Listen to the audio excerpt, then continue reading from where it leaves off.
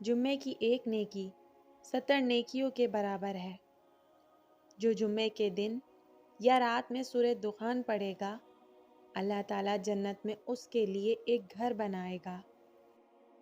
حضرت جابر رضی اللہ تعالیٰ عنہ سے روایت ہے کہ رسول اللہ نے فرمایا، بندے کے اور کفر کے درمیان نماز چھوڑ دینے کا ہی فاصلہ ہے۔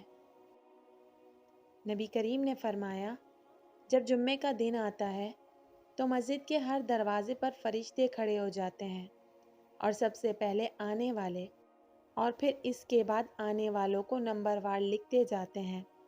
پھر جب امام خطبے کے لیے منبر پر بیٹھ جاتا ہے تو یہ فرشتے اپنے رجسٹر بند کر لیتے ہیں اور ذکر سننے لگ جاتے ہیں۔ جمعے کے دن مجھ پر درود پاک کی کثرت کرو کہ میری امت کا درود ہر جمعے کو مجھ پر پیش کیا جاتا ہے۔ ان میں سے جو سب سے زیادہ درود پاک پڑھنے والا ہوگا وہ میرے زیادہ قریب ہوگا۔ 3 کام ایسے ہیں کہ اگر لوگوں کو ان کی فضیلت معلوم ہو جائے تو وہ اس کی تلاش میں اونٹوں کی طرح دوڑ پڑیں۔ نمبر 1 اذان دینا، نمبر 2 پہلی صف حاصل کرنا، اور نمبر 3 نماز جمعہ کے لیے صبح سویرے جانا۔